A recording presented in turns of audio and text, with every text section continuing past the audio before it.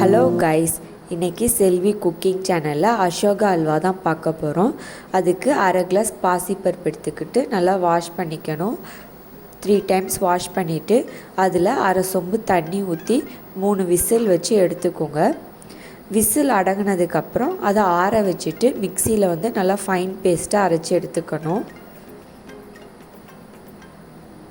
இந்த மாதிரி நல்லா ஃபைன் பேஸ்ட்டாக அரைச்சிக்கோங்க.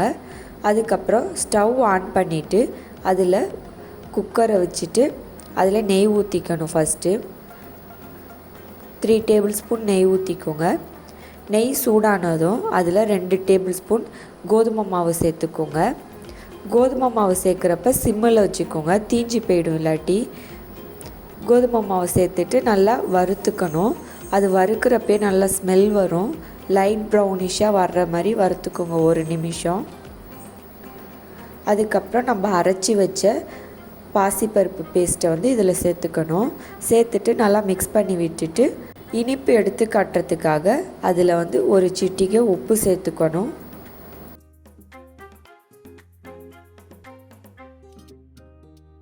உப்பு சேர்த்ததுக்கப்புறம் அதில் 1 கிளாஸு சர்க்கரை சேர்த்துக்கோங்க. நான் அரை கிளாஸ் பாசிப்பருப்புக்கு 1 கிளாஸ் சர்க்கரை சேர்த்துருக்கேன். இதுவே இனிப்பு அதிகமாக சாப்பிட்ற மாதிரி இருந்தால் 1.25 கிளாஸு சேர்த்துக்கோங்க. சர்க்கரை சேர்த்துட்டு ஃபுல் ஃப்ளேமில் வச்சுக்கோங்க ஸ்டவ்வை. சர்க்கரை நல்லா கரையணும். சர்க்கரை கரைஞ்சதுக்கப்புறம் அதில் ரெட் கலர் ஆட் பண்ணிக்கோங்க. இதுக்கு நெய் தான் அதிகமாக தேவைப்படும். அதனால் அப்பப்போ நெய் ஊற்றிக்கிட்டே இருக்கணும்.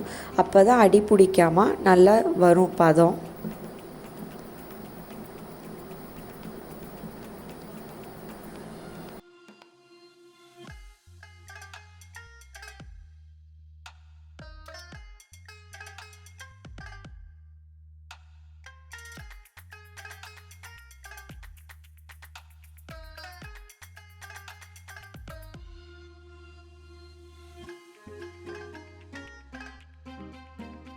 நான் ரெட் கலர் சேர்த்துருக்கேன். உங்களுக்கு எந்த கலர் விருப்பமோ அந்த மாதிரி சேர்த்துக்கோங்க. கலர் சேர்த்துட்டு நல்லா ஈவனாக ஆகிற மாதிரி கிண்டி விட்டுக்கணும். அப்புறம் 1 டேபிள் ஸ்பூன் ஏலக்காய் தூள் சேர்த்துக்கோங்க. இதில் நட்ஸ்லாம் வேணும்னா சேர்த்துக்கலாம். நான் எதுவும் நட்ஸ்லாம் சேர்க்காமல் செஞ்சுருக்கேன். கலர் சேர்த்துட்டு நல்லா கிண்டி விட்டுட்டு அப்பப்போ நெய் சேர்த்துக்கிட்டு நல்லா கிண்டி விடுங்க. இது ஒட்டாமல் வரணும்.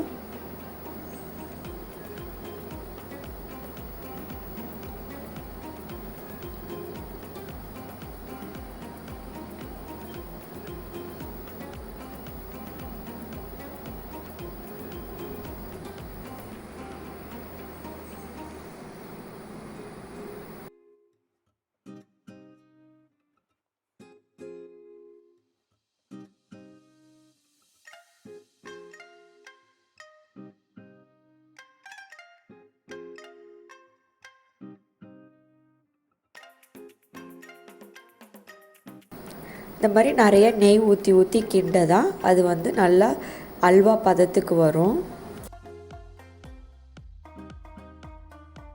இப்போ பாருங்கள், ஃபஸ்ட்டு இருந்ததுக்கும் இப்போ இருந்ததுக்கும் டிஃப்ரென்ஸ் இருக்கா?